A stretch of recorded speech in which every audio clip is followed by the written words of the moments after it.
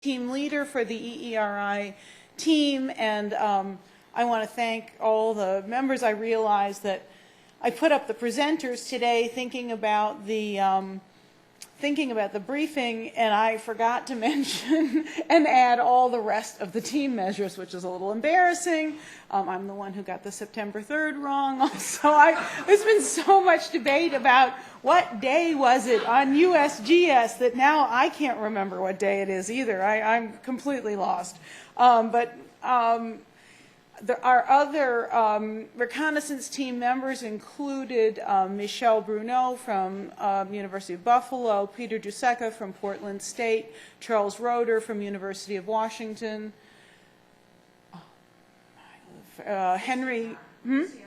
Lucy Arendt, thank you, from University of Wisconsin, Green Bay, and we had Henry Gavin, who is at Duke University, was actually at Christchurch on sabbatical at University of Canterbury, so he was just instrumental in helping the EERI team. And I also have to say, we have to thank NSF for the Learning from Earthquakes funding, and we have to thank PEER, who was very quick to help co-sponsor this reconnaissance. And so all of that together has really helped us put together a very good team, and we were able to work closely with our colleagues there. Now you've heard a lot about it. These are the wrong ones, okay. Let me start and talk about the university specifically. Here at UC Berkeley, we've spent a lot of time thinking about seismic safety, so it was important to see what happened to universities. University of Canterbury was down in, when it was originally conceived, in that downtown old stone buildings, which are now the Arts Center. In the 50s to the 1970s, they built a new campus on the west side of Christchurch. So these are primarily concrete frame buildings, 3 stories to 8 or 9 stories, some 12-story, but largely concrete buildings, modern buildings built in the 60s and 70s. So these buildings were relatively undamaged in terms of structural damage, but there was some non-structural damage, which we can see. This Commerce building is a brand new building. It had a fair amount of damage at the joints in the entry lobbies and in this cafeteria. There were team members looking at it. A lot of tiles came off at columns. There were these were joints that were supposed to move, but it did take away from the finishes in a whole series of places, sort of all around this space. And this was consistent in a number of buildings. The stairway separations that you saw in some other examples were also true here. You can sort of, these are hard to take pictures of. You can see everybody trying to take pictures of them, but you see this sort of, they anchor tight and then they come away, and those are loosened. An interesting comment, I mean, Bill didn't say this, we were there about 10 days after the earthquake, and the university was closed for 2 weeks. As they were about to reopen, they said, well, we've at least got 1 elevator working in every building. The implication being none of the elevators were working to start with, and people sort of didn't want to talk about elevator damage. So we don't know whether it was because you had to wait for the repair guys to come and check them, or did they have to be restarted. We're not sure what the issue was, but I know we walked up and down a lot of stairs because there weren't elevators available in any of the buildings. This is a picture from the New Zealand Herald, a kind of grainy one, but which showed some of that non-structural damage in the university. It was the only one I could find.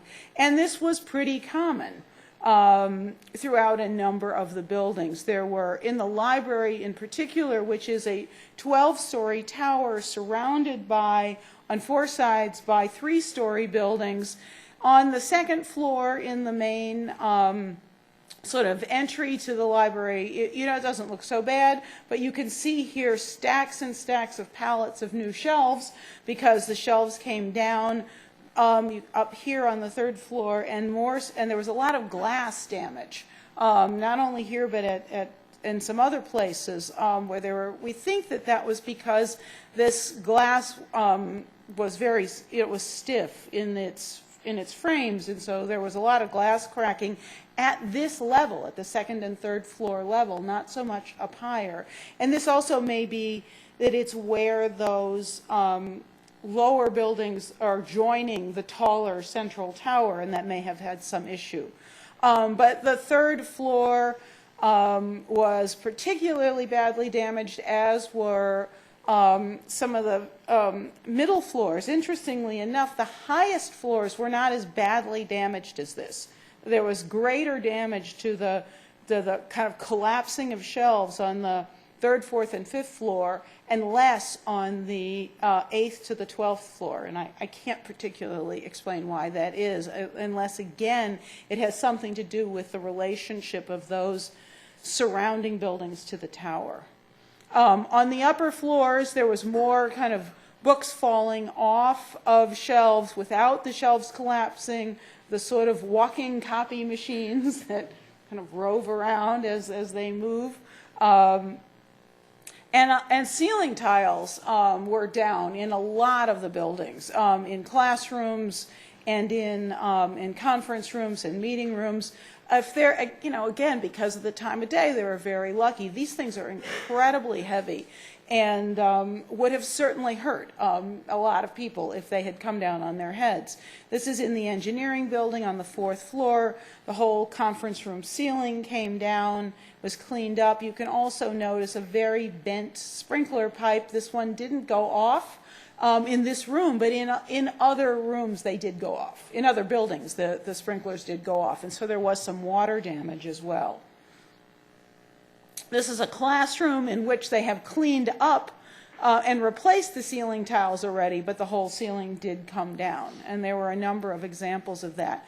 When pushed, I talked to the facilities manager, and he said that in about 75% of the buildings they had contents damage, and in about a third of the buildings they had non-structural systems damage. We don't know exactly how much in each of those, but that's a lot of non-structural damage when you sort of add it on up. Now, the university has carefully documented all of this damage for their insurance claims. They have both property insurance and business interruption insurance. So as time goes forward and we see some of that data, I think we'll have a better understanding of the value of these non-structural losses, even at these low ground motions. Their laboratory building is chemistry and physics. It's an 8-story building, the Rutherford building. It had some separations at the seismic joints, as you can see here on the ceiling and here on the floor. This was actually cleaned up by the time we saw it, so you don't really see the damage. But you start to see little things like nobody put the cabinets back, that kind of walked out. There were a lot of glass beakers broken, a lot of things that fell off the shelves. However, they have a really good culture of safety in their labs. They have very tall lips. These are about 3 inches. And a lot of things bumped up against these and did not fall off. So we didn't see the really tremendous chemical spills, although there were some hazmat spills. One of the worst problems that they had in their labs was this silicon oil, which are used to keep experiments at a constant temperature, and there were just bowls and bowls of this stuff around, and when they all fell on the floor, and the floor was covered with this really slick silicon stuff, which you can't, once you step in it, you track it everywhere, and you slide all over and fall down. It was a huge mess, and it was just something they complained about quite significantly. But there was also very clearly, damages that we would expect. The tanks were chained, but they were on an eye hook, and the chains came off the eye hook, and then the tank fell over, and in this case broke the sink. But in a lot of other cases, tanks did fall because of that. They needed a different kind of clasp. Experiments like this one, which involve all these sort of glass tubes, in the chemistry labs were broken, and these experiments had to be rebuilt. Some of their very fancy equipment, this one was brand new and hadn't been hooked up yet, so it didn't have a chance to get damaged. This one was turned off, and they had to wait for, they were still waiting for someone to come from the company who could reset it and test it. So there's a time gap here. Now and as I said, they were initially closed for a week, and they realized it was not enough time, and they needed a second week, in part because they had to inspect everything, and then they had to inspect it again after the one quite significant over 5 aftershock. So there were multiple inspections going on. They did have to clean up in all of the non-structural. There were students doing most of the cleanup in these chemistry labs, which I don't think we'd ever see happen here. Just can't quite picture that for insurance purposes, for liability purposes. They had individuals cleaning up all of their offices themselves, so writing their file cabinets, putting the furniture back, putting the bookshelves back, putting the papers and things away. All of those things took much more time than they thought. And they also, in that second week, had to have meetings in which they were planning with the faculty how they were going to make up that time in the semester, how they were going to handle exams, what those issues were. So there was a lot of issue and planning, and there was a lot of concern. The staff were afraid to come back in some of the places, and they were very concerned about how their staff were handling this. Many of their staff had damage at their house. How they were handling their work situation was of concern to them, and so dealing with those human sides of the cleanup was also important. Similarly, Lincoln University, you've seen these pictures of the unreinforced masonry buildings. Lincoln is in southwest Christchurch, more in the Selwyn area. They were closed for a week. This is a campus of about 4,000 students compared to the University of Canterbury has about 13,000 students. This one's a bit smaller. It's an agricultural research institution. They have a lot of labs. They had a lot of glass breakage in their taller buildings. The labs have been cleaned up, again, primarily by students who stayed on campus. They actually had, I'll go back, I didn't have a picture of it, but they actually had to keep one of their dining facilities open because they were feeding all of the workers and all of the students who were there helping during that period. And that's something we kind of forget about when we plan for recovery, that we have to do, we have to kind of do all of those things. We have to feed people, we have to keep the crews and who's ever there who can't leave, international students have to be taken care of during that period of time that the university is closed. Overall, the response and recovery efforts went very smoothly. They were still in the state of emergency when we were there a week after, so the EOCs were open. There was one that you saw in the Christchurch City Hall on the second floor. A second one was in the Environment Canterbury offices just north of downtown. So these were both operating and still functioning when we were there. I think they were very well prepared. Things went quite smoothly in that regard. We've seen a lot of pictures of the liquefaction issues. If you had one of these trucks in your neighborhood, you had a porta potty. You did not have any service. This is not fun to talk about, but it was a problem because who wanted to go out to the porta potty in the middle of the night when it was really cold? So people put plastic bags in their toilets, and then they tried to dispose of the plastic bags along with the waste, which added huge sets of problems to the already overburdened kind of sewage system, and they had to do a whole lot of public information around how you can and can't dispose of waste properly. And these are, not, they sound kind of silly and trite, but when you put that onto a whole city level, multiple neighborhoods, it really becomes a very big kind of social management issue. Also, McDonald's was advertising that they had fresh and safe clean water in Kaiapoi. people were worried about that. People had been told they had to boil their water. So the sort of, it was interesting that whatever restaurant was open was making sure that they advertised that they had clean water. That was something that was unique. I think I'd never seen that before. In the neighborhoods where the damage was, and lots of backhoes sort of cleaning up the sand, working on pipelines, dealing with lateral spreading, but lots of cleaning up of those piles of sand meant that there were insurance issues. And here we are talking to some geotechnical engineers because they have been tasked to go out and survey all of these neighborhoods to do a general survey of the liquefaction and lateral spreading and the impacts on the neighborhoods for the EQC. The EQC is the Earthquake Commission. It was established as an organization after World War II for kind of assistance with veterans returning from war. It was repurposed as a earthquake insurance agency. So there's effectively universal earthquake insurance in New Zealand. People pay $67.50 a month for their earthquake insurance, probably a year, not actuarially sound, but that's what they pay. There was a fund that's had many years to build up. There's about, I don't know, 5 to 6 billion in the fund, I think, from Ty's last research.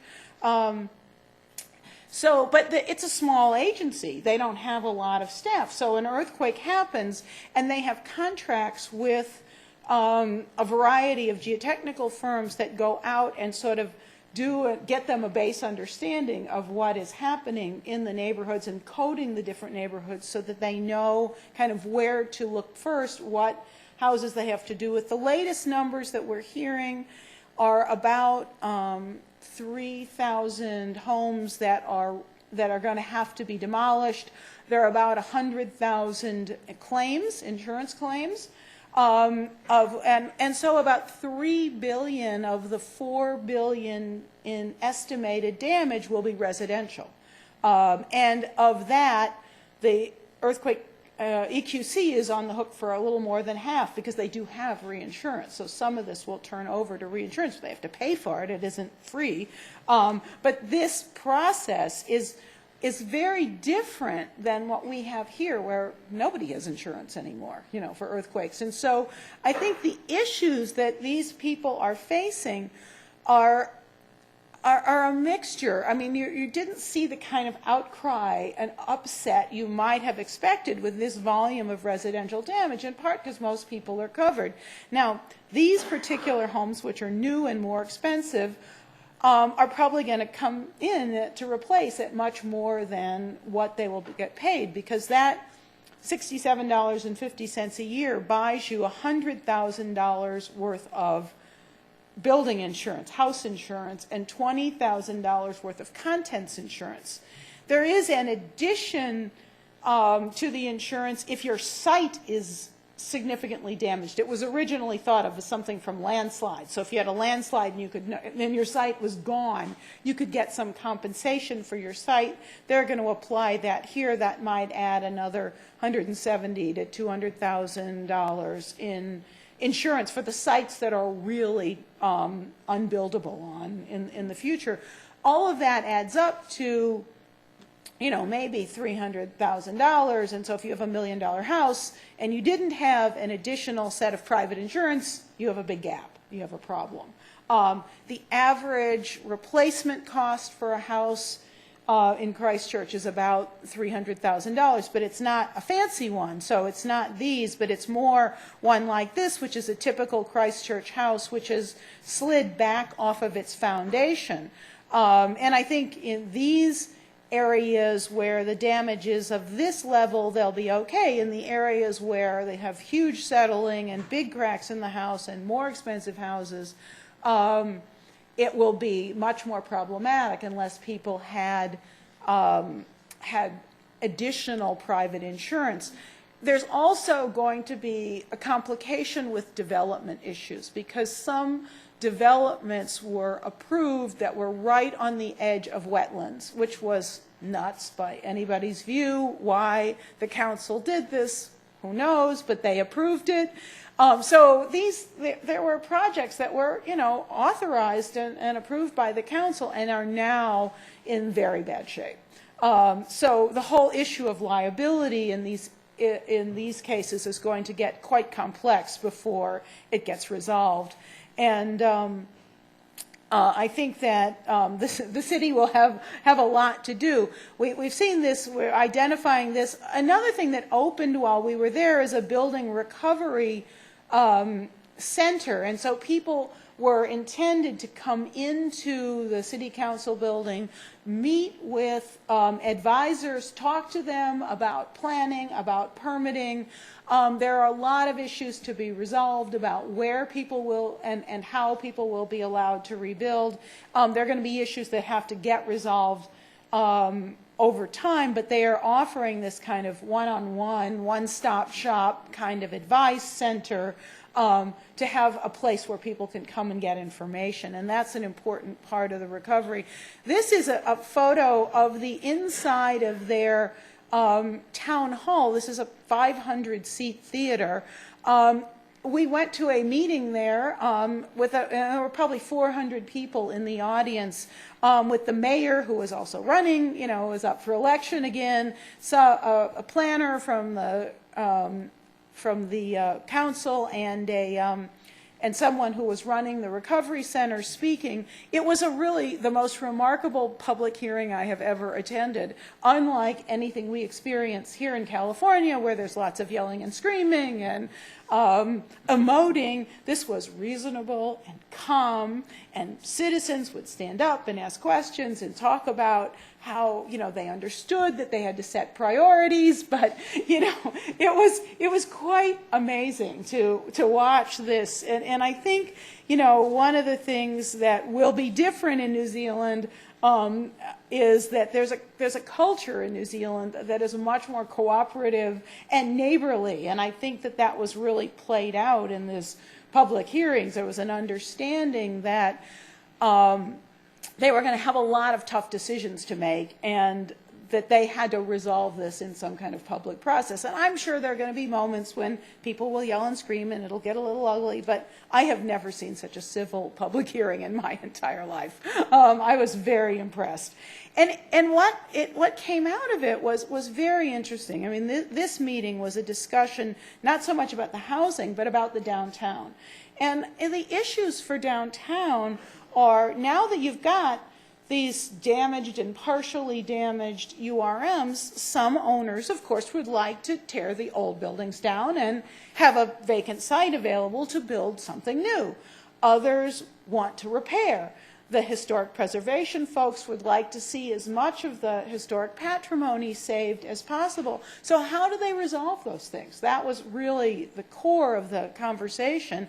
And the city had received a gift of $1 million, and they had already purposed that gift to help owners who were going to be asked to save either the facades or parts of their buildings, because they knew it would be extra expense for them, and they hoped that additional donations would come in to this fund for this purpose, so that the city could cooperate with the downtown building owners in the process of kind of redesigning the downtown. They had also hired a nationally prominent architect, Ian Athfield, to be the planner for this downtown redevelopment. And I think that will be very critical. It is a beautiful downtown. It had lovely, historic buildings, but also modern buildings. And I think how they take that forward will be a huge process to watch, because it is something, every community who has to rebuild can learn from. And similarly, I think they will have the same issues with EQC and the housing. How much, if you saw those maps that Scott had up of how much liquefaction zones there were in Christchurch, I mean, it was all of Christchurch, so you can't exactly tell people you can't rebuild here. So how are they going to do that? How are they going to deal with the parts that need more remediation than is simply on a single lot, but is going to need some community-wide remediation.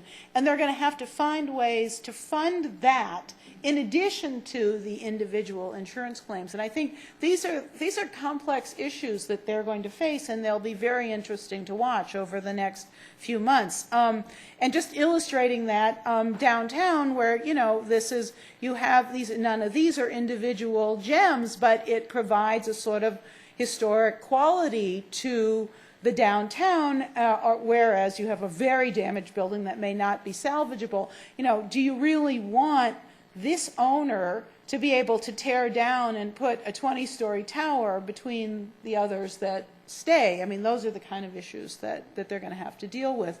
Also, I think they're going to have to deal with the long-term business recovery, the department store, and there's a lot of planning issues that are going on around, you know, what you're going to get to do with this unreinforced masonry building, and meanwhile, the store goes out of business. It doesn't matter. You know, there's not going to be anybody there to occupy that building. So there are those kinds of business recovery issues that need to be factored into those decisions as well.